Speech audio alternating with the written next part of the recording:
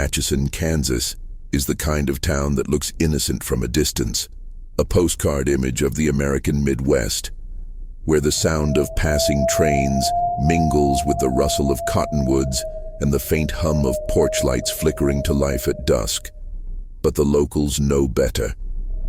Beneath that calm surface, some houses breathe differently.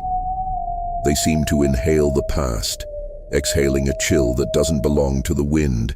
On North 2nd Street stands one such house, a plain cream-colored structure with peeling paint, a porch that sags just slightly at the edge, and windows that seem to stare back at you long after you looked away. The Sallie House.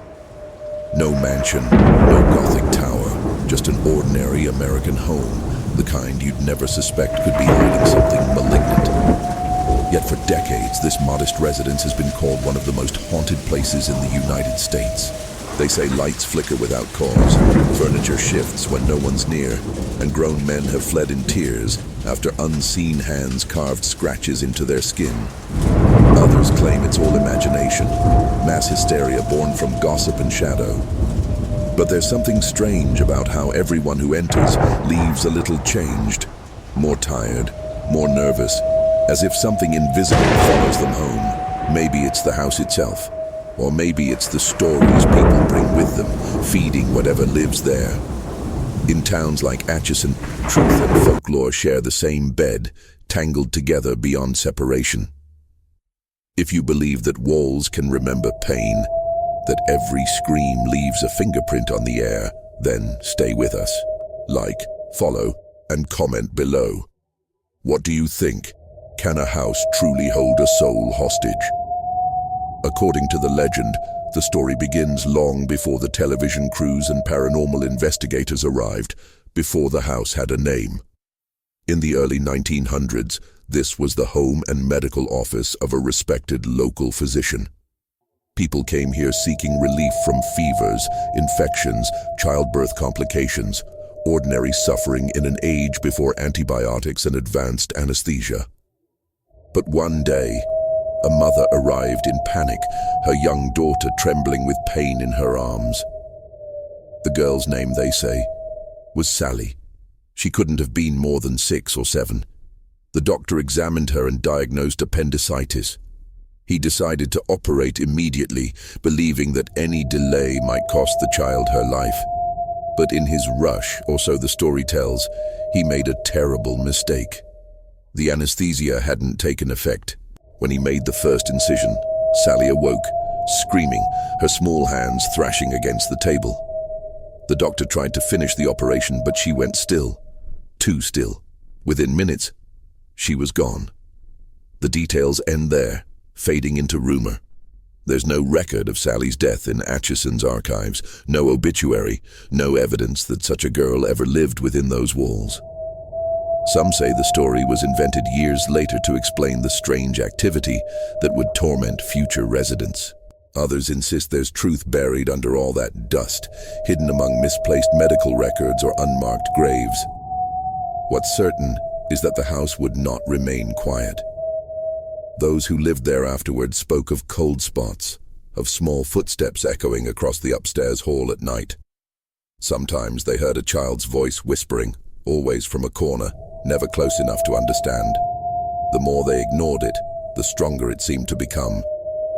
By 1993, the house had changed owners several times, each leaving a little faster than expected. That spring, Tony and Deborah Pickman, a young couple expecting their first child, moved in, believing they had found the perfect place to start a family. At first, it was everything they'd hoped for. Quiet neighborhood, wide yard, the kind of house that held promise. Deborah decorated the nursery in soft colors, filling it with plush toys and pastel curtains that swayed in the sunlight. But the peace didn't last long.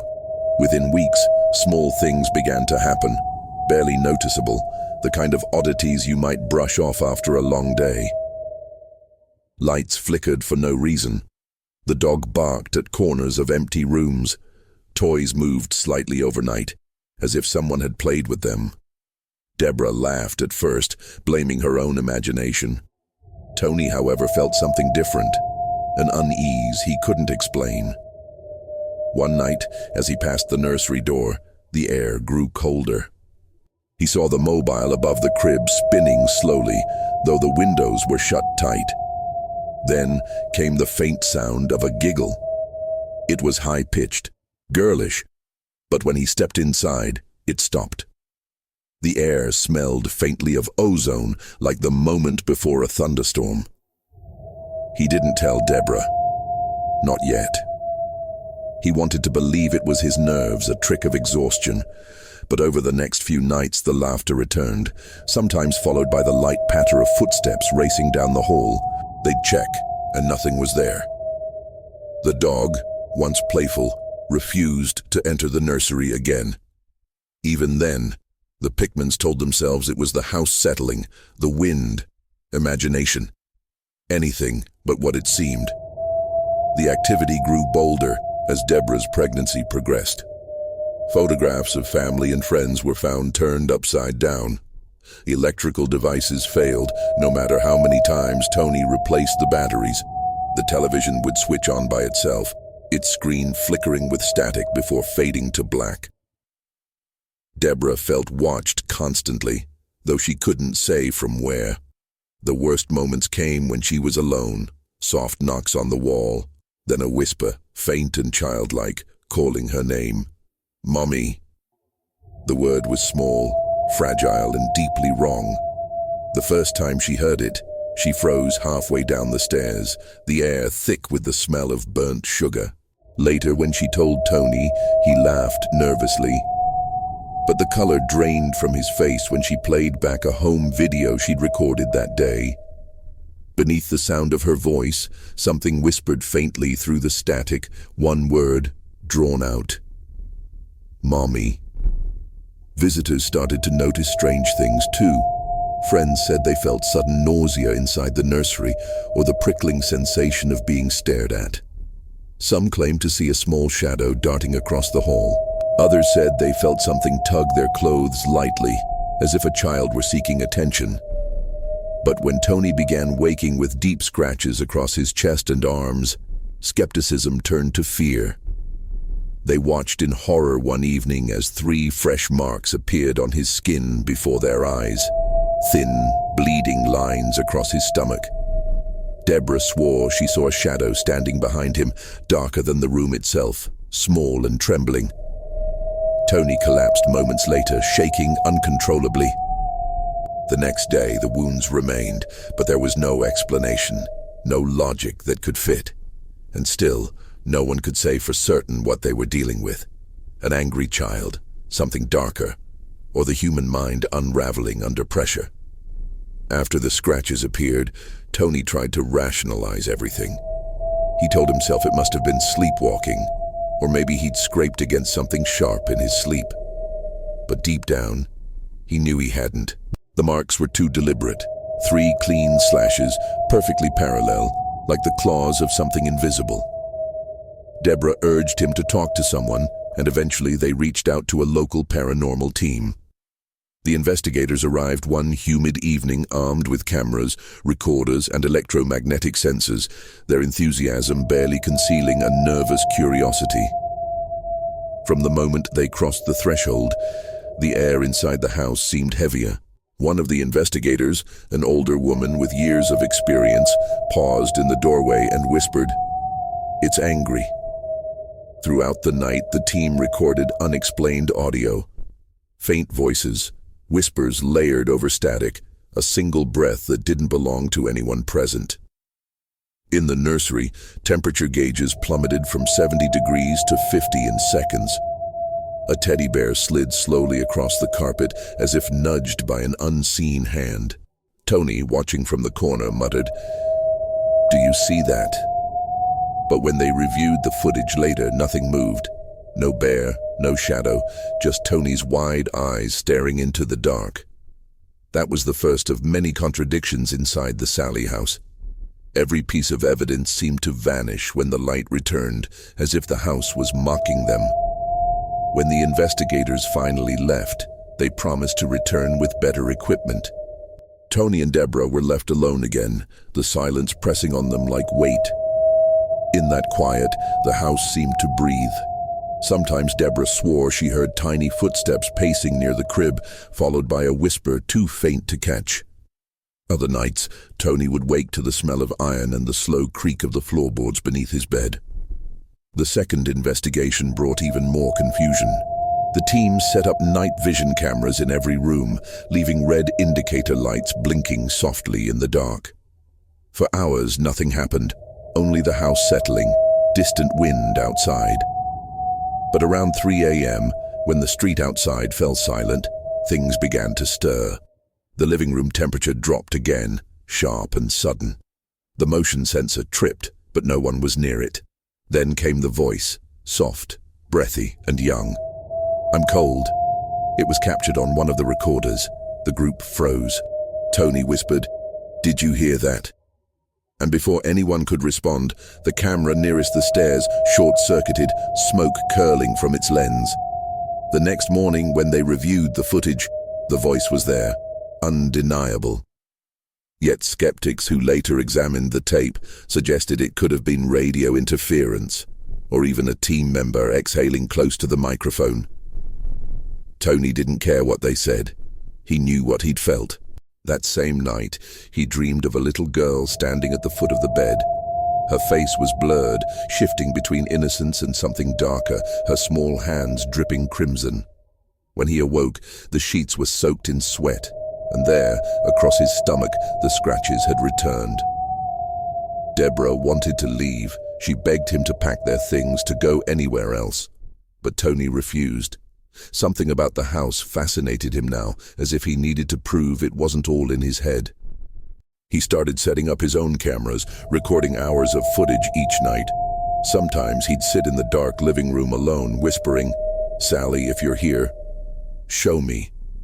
The lights would flicker, the air would thicken, and though he never saw her, he always felt her, just out of sight, just beyond understanding.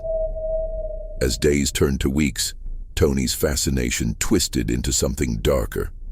He stopped sleeping properly, spending nights pacing the creaking floors with his camera in hand, waiting for movement in the shadows. Deborah watched the change with quiet fear. The way his eyes seemed distant, the way he spoke less and stared more.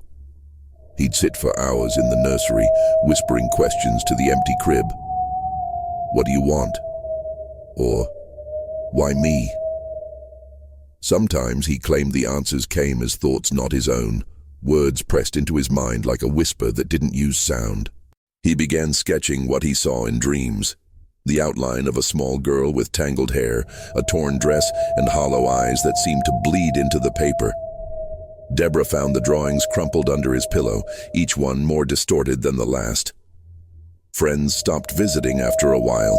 They said the house felt wrong, the air thick like syrup. One friend swore he saw a child's reflection in a mirror behind Tony, a small hand pressed against the glass, vanishing when he turned around. Tony refused to believe it was just fear. "If she's real," he told Deborah one night, "then she deserves to be heard." But the house didn't just listen, it answered. Lights burst without warning. The dog howled and scratched at the back door until its paws bled. A crucifix fell from the nursery wall, the nail bent as though wrenched from within. Yet each time something happened, Tony grew calmer, almost entranced, murmuring that Sallie was just trying to talk.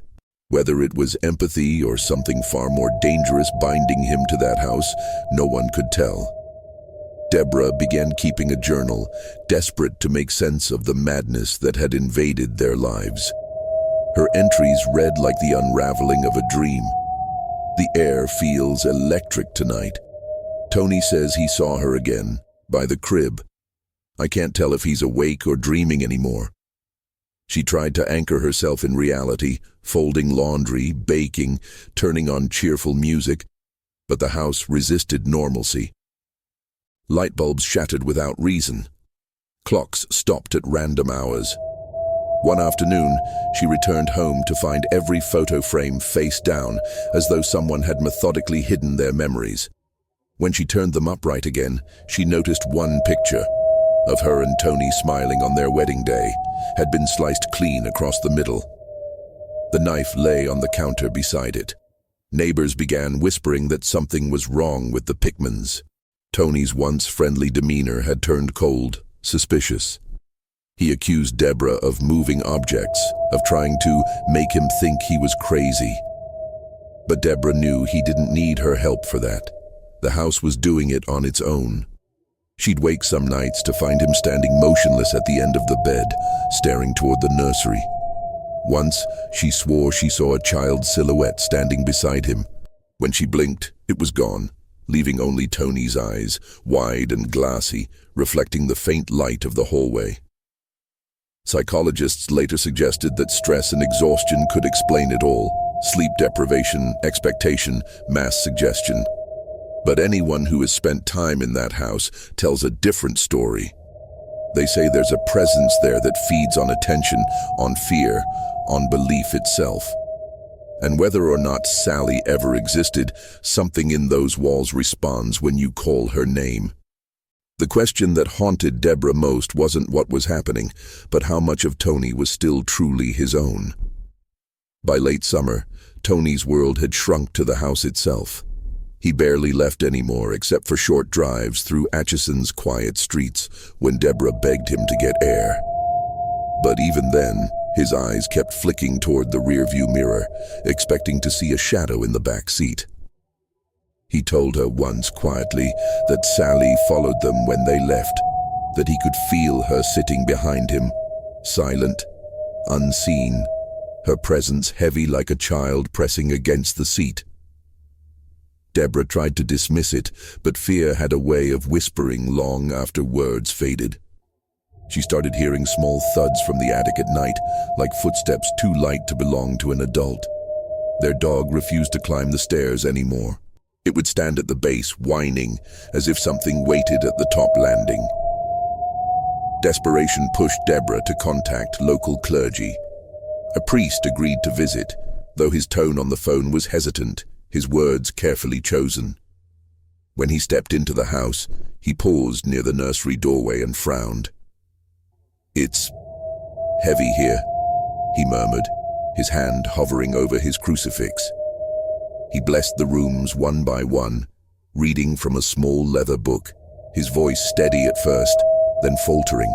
During the prayer in the nursery, the temperature dropped so suddenly that his breath misted in the air. "Child," he whispered, "you may rest now." For a heartbeat, the house was utterly still. Then the crucifix in his hand snapped in two. He left without finishing. Later, when Deborah called him again, he declined to return. "There's something in that house," he said, "but I don't believe it's a child." After the priest's visit, everything worsened. Objects began flying from shelves with violent force.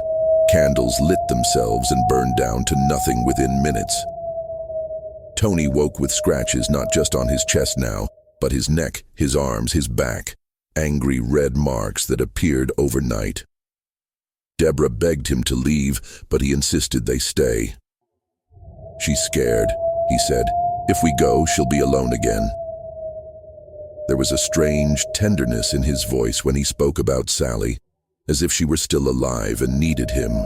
But beneath that gentleness, Deborah saw something else growing, a darkness, an obsession that didn't belong to the man she married. One night she found him sitting in the nursery, cradling the empty air. "She's here," he whispered. "She wants to play." When Deborah turned on the light, the rocking chair beside him was moving on its own, slowly, rhythmically. The sound of wood creaking against wood filled the silence. She screamed, and in that instant, the chair stopped. Tony blinked, as if waking from a trance. "Why did you scare her?" he asked, his voice suddenly sharp, almost not his own. After that night, Deborah slept downstairs, afraid of what her husband might do, or what the house might make him do. The nights became a blur of sounds, doors slamming, whispers, sudden cold. At times she could swear she heard two voices, Tony's and another, smaller one, arguing in the dark.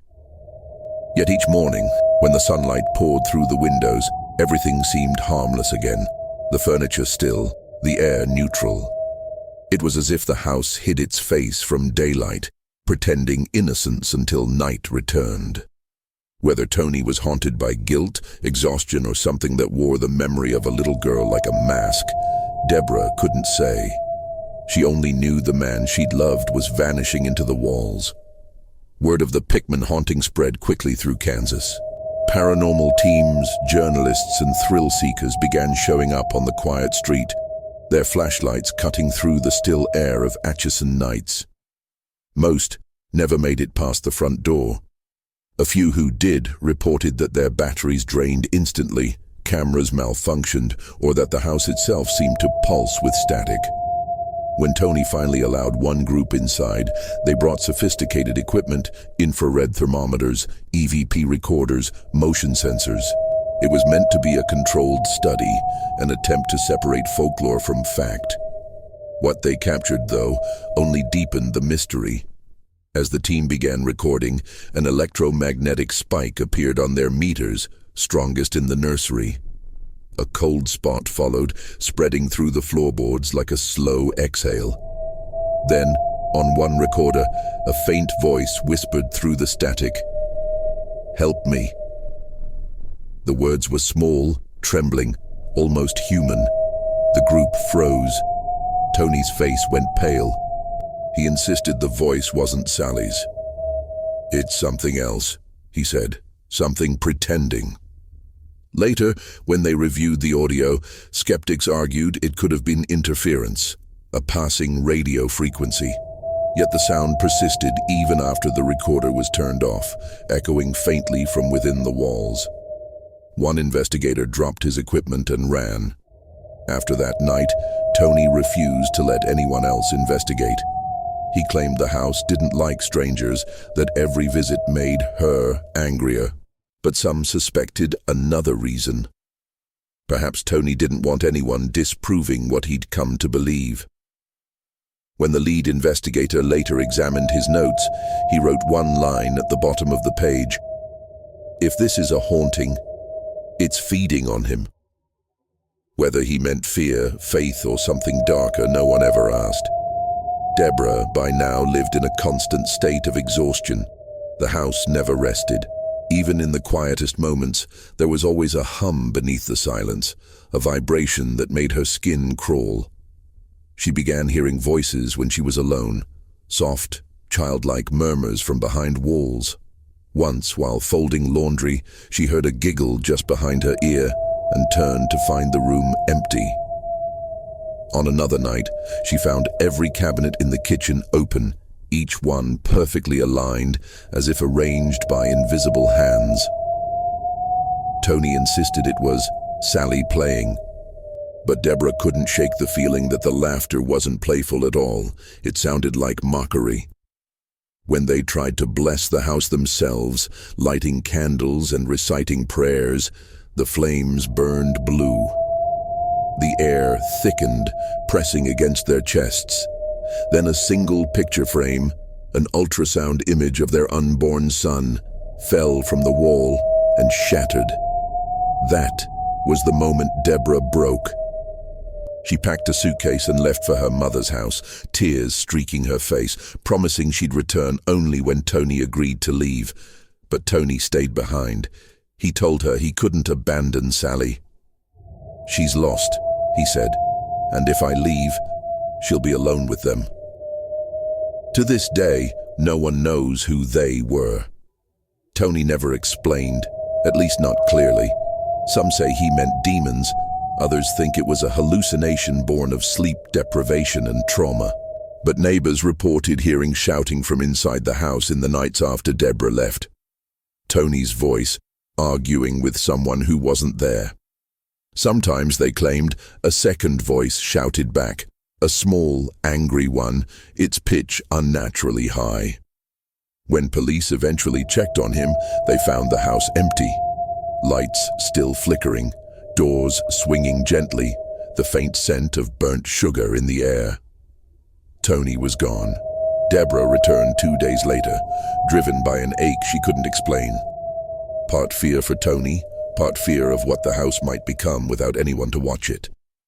She half expected to find him asleep on the sofa, muttering that he just needed to clear his head. Instead, the living room was a museum of absence. The television still unplugged from its wall socket after the last surge, a coffee cup on the table ringed with a skin of cold cream, and the curtains trembling as if a breeze had just retreated from the room. She called his name. The house swallowed the sound. Upstairs, the nursery door stood open at a strange angle, like the mouth of someone trying to form a word. Deborah stepped inside and felt that familiar drop in temperature, the quiet stutter of her breath.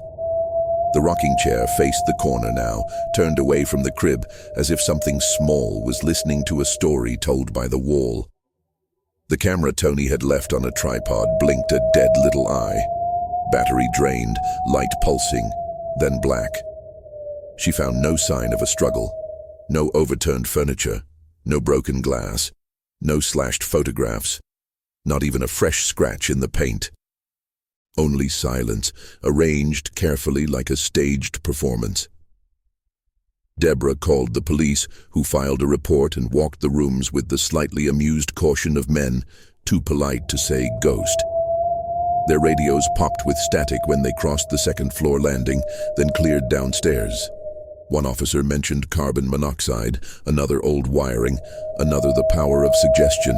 Deborah nodded at their explanations, hung on them as if they were lifelines, then heard something small and delicate clink in the nursery. When the officers turned, nothing moved. Yet on the windowsill, a tiny porcelain teacup had appeared, one of the props from the doll set Deborah kept boxed in the closet. It sat there like a greeting or a threat.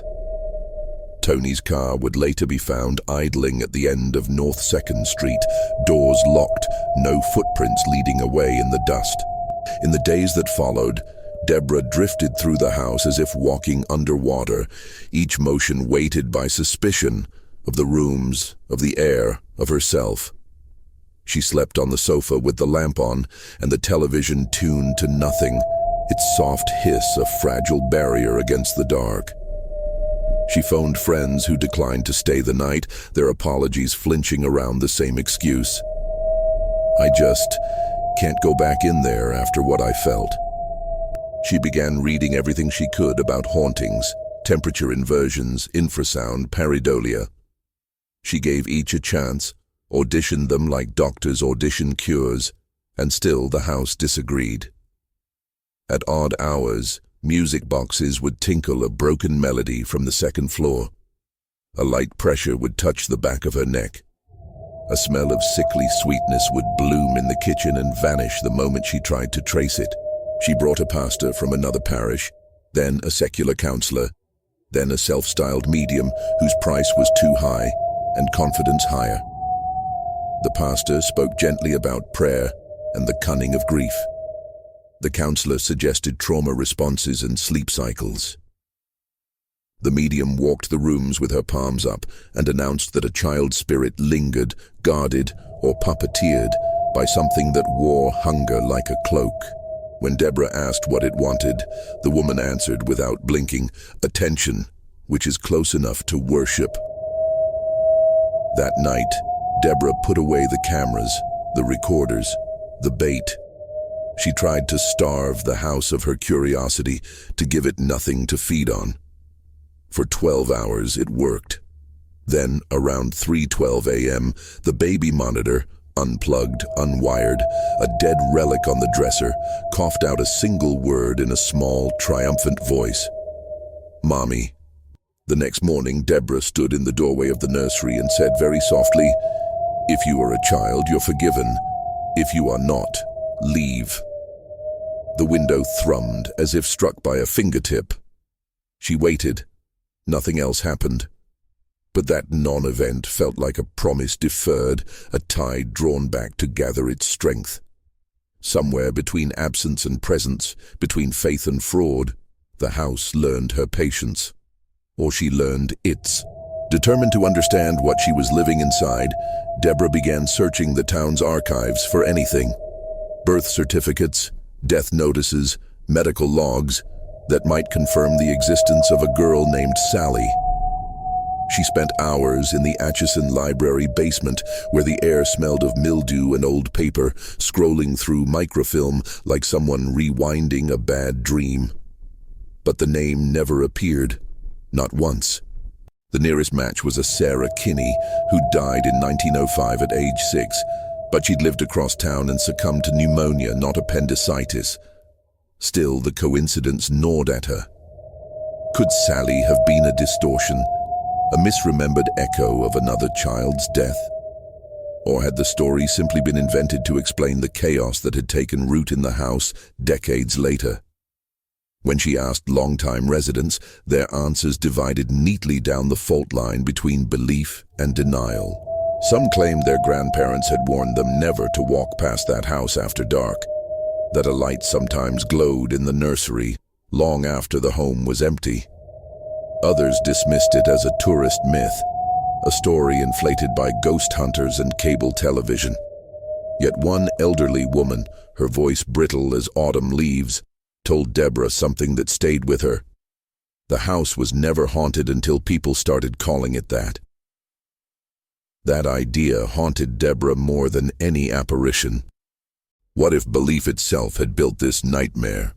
What if the entity, or whatever it was, had been conjured not by a doctor's mistake, but by generations of fear repeating the same story until it became flesh? The thought was both comforting and terrifying. Comforting because it suggested human control. Terrifying because it implied the haunting lived inside every believer. As she locked up the house that night, she couldn't tell whether the creak behind her was the wood settling, or the story adjusting itself to her doubts. A week later, a letter arrived with no return address, just her name, scrawled in uneven handwriting. Inside was a single sheet of paper, yellowed and creased. It contained a copy of an old medical note signed only Dr. C. The date was smudged, but the content was chillingly direct. Female child, approx. 6 years. Suspected appendicitis. Expired during operation. Cause of death, shock. There was no surname, no town, no record number. Deborah's pulse quickened. The handwriting looked old, but the paper itself was wrong for the era. Too clean, too modern. She took it to a local historian who examined it under magnification. "It's not authentic," he said. "Someone printed this recently, probably from a typewriter replica. Could be a hoax." But if it was a hoax, who sent it? And why? That night, Deborah placed the letter on the dining table and left it there, unsure whether to destroy it or keep it as evidence. By morning, it was gone. She searched every drawer, every corner of the house, even the trash. Nothing. Then, as she passed the nursery, she froze. The letter lay folded neatly on the crib, beside a single wilted daisy, one she hadn't seen since the day she first decorated the room. It could have been Tony, she thought, if Tony was still alive. Maybe he was hiding, playing some elaborate trick to make her believe. Or maybe the house, clever and manipulative, was using her memories to rewrite itself. That night she dreamed of Tony sitting in the nursery, his eyes hollow, whispering, "You found her death. Now find mine." She woke to the smell of iron and the faint impression of small fingerprints pressed into the condensation on the bedroom window. 6 fingers. The days that followed blurred together like overlapping dreams. Deborah began to lose track of time. Hours vanished between glances at the clock, and sometimes she'd wake to find daylight bleeding through the curtains, though she could swear she'd only just lain down. Objects moved when she wasn't looking, not violently anymore, but with eerie precision. A stack of books she'd left on the kitchen table would appear alphabetized on the shelf. A light bulb she'd removed from a fixture days earlier was suddenly glowing again, though the power switch remained off. It was as if the house had grown aware of her skepticism and was now performing subtle parlor tricks to keep her attention. Then came the voices. Not whispers this time, voices layered over one another, overlapping like a crowd murmuring underwater. They came from behind the walls at first, then from the vents, then from the air itself. When Deborah pressed a recorder to capture them, they stopped instantly, as though listening back. Once, she caught only a fragment. "We remember you." The pronoun chilled her more than the words themselves. We. It suggested plurality, an audience, perhaps a congregation. Deborah reached out to one of the original investigators, the woman who had whispered, "It's angry," years earlier. They met at a small cafe, sunlight flickering through the blinds like a metronome. "It doesn't haunt," the woman said quietly. "It reenacts. It takes the shape of belief. Every time someone tells its story, it changes a little to fit the new version." When Deborah asked what that meant for her, the woman smiled sadly. "It means it's learning you." That night, Deborah heard a knock at the door. 3 soft taps, the rhythm almost polite. When she opened it, no one was there. Only the faint outline of a small handprint pressed into the paint, fading slowly into nothing. Deborah began seeing things that didn't belong to her time. Once, walking through the hall, she saw a flash. A man in a starched white shirt and rolled sleeves standing at the kitchen counter, washing his hands in a basin that wasn't there anymore. His reflection appeared in the glass for a heartbeat, his face drained and trembling. When she blinked, he was gone. Another night, she heard the faint scrape of metal and looked toward the nursery. There, on the floor, lay a scalpel, its blade dull but unmistakably old. She refused to touch it, wrapping it instead in cloth and sealing it in a box under the stairs. The next morning, the box was empty. Every time she tried to leave, something drew her back. Her car refused to start. The phone lines went dead. Even the air outside seemed to bend, the world muffled, unreal. At night, she dreamt of corridors that twisted endlessly, leading her always back to the same room, the nursery, where a small figure waited, face obscured by shadow, whispering her name in 2 voices at once, a child's and a man's, overlapping, indistinguishable. The boundaries of reason began to slip. Sometimes she'd find herself standing in a room without remembering how she got there. Sometimes she'd hear Tony humming from the other side of a wall that didn't exist. Each incident might have had an explanation, sleep deprivation, grief, suggestion, but together they formed a pattern too deliberate to dismiss. And somewhere beneath it all was that terrible sense of recognition that the house wasn't merely haunted, it was aware. It watched her, mimicked her, used her thoughts as fuel. When she looked into the nursery mirror one night, she saw not her own reflection, but the faint image of the little girl. Behind her, a man in a white coat smiled faintly. Something inside Deborah shifted after the mirror incident. The fear that had ruled her for months hardened into defiance, a kind of weary rage. She told herself that if the house was built on stories, she could end it by destroying the stage. So she began to plan. First, she gathered what she believed to be the heart of its power, the artifacts that had appeared over the years, the porcelain teacup, the scalpel, the folded letter, the wilted daisy. She placed them in a cardboard box and carried it out to the backyard under a moon that looked too close, its edges blurred by Kansas humidity. The wind hissed softly through the grass, but the air around her felt still, expectant. She poured lighter fluid over the box and struck a match. For a moment the flame hesitated. Then it caught, swallowing the paper, the petals, the glass. A thin wail rose from the fire, not loud, not human, but vibrating in her teeth like a note only she could hear. She stepped back, heart pounding. "You don't get to keep me," she whispered, though her voice trembled. The sound faded. The fire went out on its own, leaving behind a neat ring of ash. When she looked closer, she saw that the letter had not burned. The words, "Cause of death, shock," glowed faintly in the dark, pulsing like a heartbeat. She left it there and went inside, shaking. That night she dreamed of Tony again. this time standing outside the house, staring up at the windows. "You can't burn a story," he said softly. "You can only add another ending." When Deborah woke, her hands were blackened with soot, though the box of ashes remained untouched in the yard. The house creaked once, long and low, like something exhaling through its walls. The next day, Deborah decided to leave for good. She packed her clothes, her journals, the few photographs that hadn't already warped or cracked. Every sound in the house seemed amplified. The tick of a clock, the sigh of the floor beneath her steps, the faint hum of electricity in the walls. But when she reached the front door, the knob refused to turn. It wasn't locked, just immovable, as though fused by heat. She tried the back door. Same result. The windows wouldn't open either. Their latches seemed welded shut. The air grew thick, humid, heavy with that now familiar sweetness, like rotting fruit. From upstairs came a small, rhythmic creak, the rocking chair moving on its own. Deborah called out, "Sallie, please stop." The chair slowed, then went still.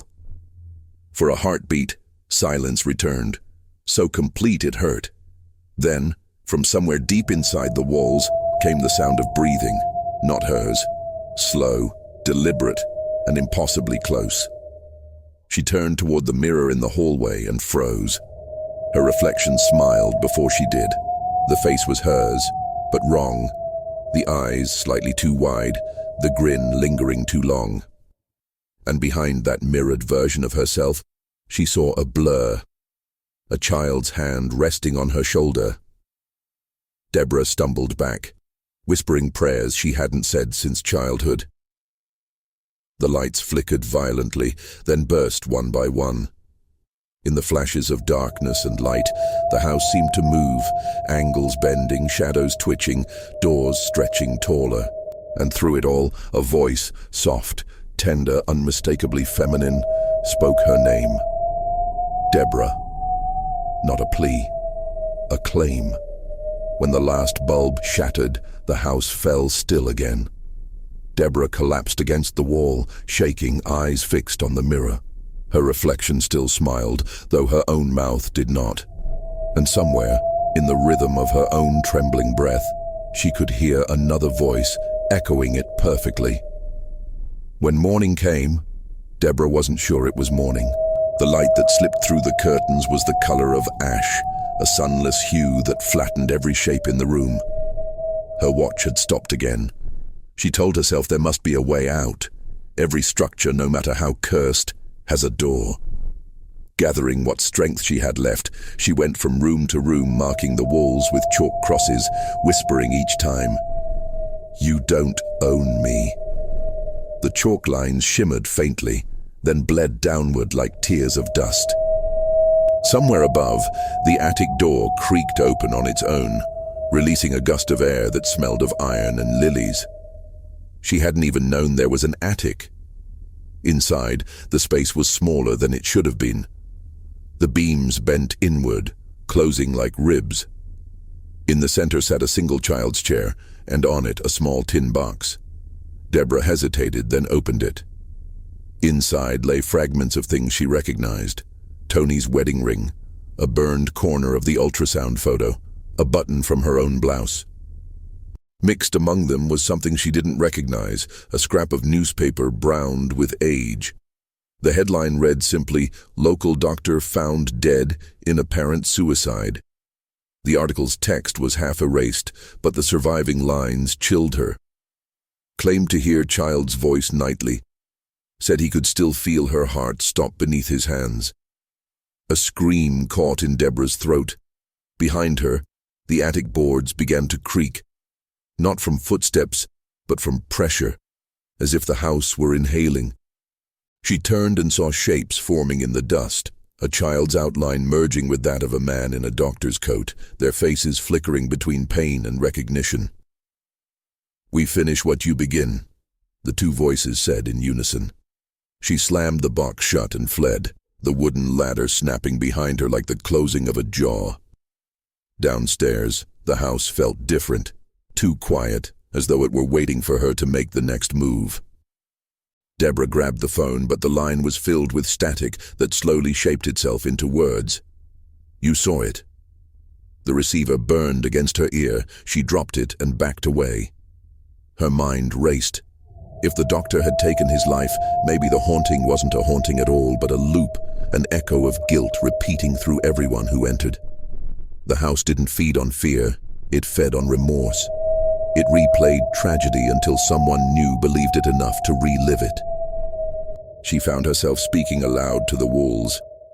"You want me to remember," she said, "but it's not my memory." The reply came as a tremor through the floorboards, a slow pulse she could feel in her bones. The photographs on the mantel curled inward, their images melting into grey. In one frame, Tony's smile dissolved first. "You made it my memory," she whispered, realization dawning like frost. The entity, whatever it was, wasn't just showing her history, it was rewriting hers. Desperation brought clarity. She retrieved the box of ashes from the yard and scattered them across the living room floor, tracing a circle large enough to stand in. "If you're a story," she said, "then I end you here." She struck a match and dropped it. Flames leapt blue and white, licking at the air. The walls groaned, plaster cracked. For a brief, blinding instant, she saw them all. The doctor, the child, Tony, each flickering like old film caught in the projector's heat. Then everything folded into light, sound collapsing inward. When she woke, she was lying outside on the lawn. The house behind her stood untouched, its windows blank. Smoke drifted from nowhere. And in the nursery window, something small lifted a curtain and waved. When the fire department arrived, there was nothing to extinguish. No flames, no heat. Only a faint haze coiling from the soil, as if the earth itself had sighed. The responders circled the property with uneasy steps, muttering about prank calls and faulty alarms. Deborah sat on the curb, her hands trembling in her lap, unable to form words that sounded rational. Every time she glanced at the house, she expected to see charred beams, but it stood pristine, its pale siding gleaming softly in the dawn light. A paramedic draped a blanket over her shoulders and asked the usual questions. Had she been drinking? Did she take any medication? Was anyone else inside? She nodded, shook her head, nodded again, each answer mismatched to the questions. How could she explain that she had burned something the world couldn't see? Reporters came within hours. By evening, her face was on local news broadcasts, the story condensed to a headline about the haunted house survivor. People wanted footage of her weeping before the still-standing structure, wanted a quote to fit their narrative, either terror or redemption. But Deborah felt neither. All she felt was a hollow quiet that seemed to hum just beneath the threshold of hearing. The police searched the house once more, though she warned them not to. They found nothing. No ashes, no scorch marks, no box. Only one officer mentioned the nursery's odd smell, like burnt sugar, before laughing it off. That night, as she tried to sleep at a motel across town, her phone buzzed once and displayed a single notification. New device connected to baby monitor. She didn't own one anymore. The app opened on its own. The feed was dark, the audio faint, but she could hear it, breathing, steady and soft, as if a small child were asleep just beyond reach. She deleted the app. It reinstalled itself moments later. Weeks passed, and Deborah moved to another town, another state, leaving Kansas behind like a bad chapter.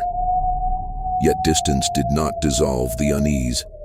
She began waking at exactly 3:12 a.m., always that time, no matter what time zone she was in. Once, she found small handprints on her bathroom mirror, 5 on one side, 6 on the other. She scrubbed them off, but by morning they'd returned, smaller, fainter, as though receding with her denial. Friends tried to help, offering spare rooms, prayers, distractions. But it wasn't the same presence anymore. This one followed quietly, never violent, never loud. It whispered in the hum of air conditioners, the static between songs, the spaces where silence should have lived. Back in Atchison, the house remained empty for a time, then reopened for tours. Visitors reported the usual curiosities, cold spots, flickering lights, whispers, but also something new. A woman's reflection seen in upstairs mirrors, watching from the corner of the nursery. Guides said it was just a trick of lighting. Others swore she looked almost alive. Her expression wasn't frightened, they said. It was resigned. Local papers ran the story again. The Sallie House, evil or energy? And skeptics repeated the same refrain. There's no proof, only performance. Yet the legend had shifted. The story no longer belonged to the child or the doctor or even Tony. It belonged to the woman who burned nothing and watched something impossible survive the flames. Some whispered that Deborah had never truly left, that the house had learned her shape, her voice, her doubts. And sometimes when the wind passed through North 2nd Street just right, locals claimed they could hear two voices blending together through the empty rooms, one adult, one small, whispering the same word over and over, as though practicing how to say it in unison. Home. Years slipped by, but the house never grew old in the minds of those who remembered it. Like an unfinished sentence, it waited for someone new to complete it. Paranormal shows returned, new owners signed waivers, and the legend folded itself neatly around each visitor, whispering the story it needed them to hear. Some heard a child's giggle, others a man's groan of regret. A few felt nothing at all and left disappointed, convinced the entire haunting was marketing wrapped in myth. But the ones who stayed longest always described the same thing, a sense of being watched by something that knew their personal grief. The Sallie House didn't terrify indiscriminately. It tailored its fear, like a mirror showing whatever its guests most dreaded seeing. Deborah followed these reports from afar, cutting out newspaper clippings, saving online posts, building a silent archive she claimed she'd never read. She was older now, quieter, her life stripped to routines. Yet sometimes, as she walked past her living room window, her reflection lagged a moment behind. At first, she thought it was fatigue. Then, one night, she spoke aloud to the reflection. "Do you remember?" she asked. For a moment, the reflection tilted its head in a way she hadn't. The sound of a child humming drifted faintly from her hallway. She shut the curtains and didn't open them for 3 days. That was when she understood the house had never been a place. It was a contagion, an unfinished grief searching for a host. Every skeptic who mocked it, every believer who filmed inside it, every story retold online, only widened its reach. The house wasn't feeding on walls, it was feeding on attention. And Deborah, without realizing it, had become its most faithful storyteller. Her fear kept it alive. Her silence starved it. She began to wonder which choice was kinder. In the final winter of her life, Deborah returned to Atchison. Not as a challenge, but as a closing of the circle. She stood before the house on North 2nd Street, its porch repainted, its shutters new, yet somehow unchanged. Snow fell lightly, muffling the world. She waited for dread, but none came, only stillness. The front door, now part of a historical tour, stood unlocked. Inside, the air smelled of cedar polish and faint dust. Her footsteps echoed softly. The nursery was smaller than she remembered, as if the house itself had exhaled her name and was now empty of it. The rocking chair remained, newer but somehow familiar. She reached out and touched it. The wood was cold, lifeless, ordinary. "Are you still here?" she whispered. No answer, not a sound, only her pulse, steady and fragile. Then, as she turned to leave, a whisper brushed the air, neither child nor man nor woman, just a merging of tones shaped by memory. Thank you. The word was soft enough to doubt, to dismiss, to remember differently tomorrow. She smiled faintly, unsure if the gratitude was hers or theirs. Outside, the snow deepened. The house stood quiet, its windows reflecting nothing but pale sky. For the first time, Deborah felt no eyes on her back as she walked away. Some say she died peacefully that spring, found in her sleep with a small smile and faint traces of soot on her fingertips. Others claim that on certain nights, if you passed the Sallie House just before dawn, you might see a woman in the upstairs window, watching, not haunting, as though making sure the story stays contained. And maybe that's what all hauntings are. Memories desperate not to be forgotten, shaping themselves into whatever form the living will allow. Time has a way of sanding sharp edges into rumors. Decades later, the Sallie House stands as both relic and stage, a relic for those who fear it, a stage for those who perform it. Ghost hunters still arrive with cameras humming, their lenses swallowing dust motes like fireflies. They whisper the same questions into the dark. "Sallie, are you here?" The silence that follows is never empty. It listens. Some say they catch faint laughter, others the creak of that eternal rocking chair, though no footage has ever held up to scrutiny. Still, they return, because belief, once ignited, burns without proof. The town tolerates the attention, half grateful, half ashamed. Tour guides tell the story as if reading scripture, each version polished for its audience, each retelling one heartbeat closer to fiction. But late at night, when the last flashlight clicks off and North 2nd Street falls silent, the house returns to its own rhythm. Windows fog from within. The nursery door rocks open and shut, slow as breathing. And if one listens closely enough, past the insects, past the hum of the streetlights, you might hear two sounds weaving together. A woman's faint murmur and a child's sigh, looping endlessly, never resolving. Whether that's the echo of Deborah and Sallie, or just the noise of settling wood, depends on who's listening. Every haunting, if studied long enough, becomes a mirror. People look into it and see their own reflection shaped by longing, guilt, or fear. Maybe that's why the Sallie House endures. It doesn't frighten everyone the same way. To one visitor, it's proof that spirits linger. To another, it's a cautionary tale about obsession. To the rest of us, it's a reminder that stories once told never die. They just wait for a new mouth to speak them aloud. When the lights of Atchison flicker each autumn evening, locals joke that Sallie is stretching her legs, shaking the dust from old tales. The laughter is nervous, but the ritual endures. Because in the end, it's not about ghosts. It's about what we allow ourselves to believe when the dark feels too close. Some visitors report seeing a child near the stairs, holding something invisible, eyes wide with recognition. Others describe a woman's shape behind the curtain, watching, saying nothing. Maybe both are fragments of the same unfinished dream, a loop without anger, just repetition, a reminder that what we fear most isn't the supernatural, but the possibility that the supernatural might simply be memory refusing to fade.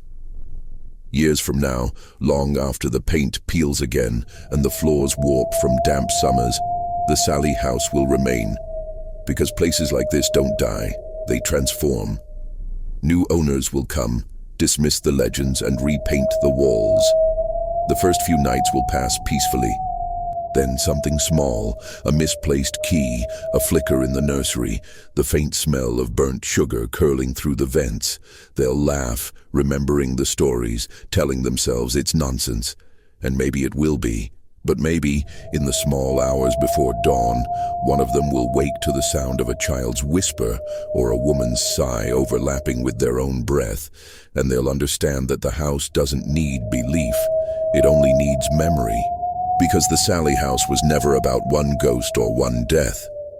It was a conversation between the living and the dead, sustained by attention, translated through fear. Every person who enters adds another sentence. Every skeptic adds punctuation. And maybe, if you listen long enough, you'll hear that faint refrain beneath the walls, gentle but insistent. Tell it again. And so, if you ever find yourself in Atchison walking alone down North 2nd Street and the evening air feels heavier than it should, pause before that small cream-colored house. You'll see nothing remarkable, no lights, no figures in the window, no signs of horror. Yet you might feel something subtle, a shift in the quiet, as though the world just leaned closer to hear your heartbeat. Maybe it's imagination. Maybe it's memory rehearsing itself through you.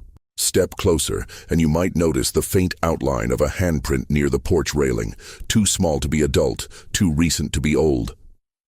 You'll want to touch it. Don't. The story doesn't need your proof. It only needs your attention.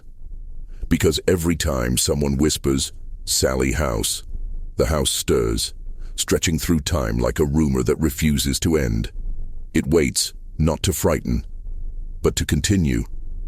Whether you believe in ghosts or not, doesn't matter. The story believes in you. So if you've listened this far, if you've felt the air change even slightly, remember to like, follow, and share this story with those brave enough to look into the dark. Just don't say her name out loud tonight. Stories travel fastest through silence.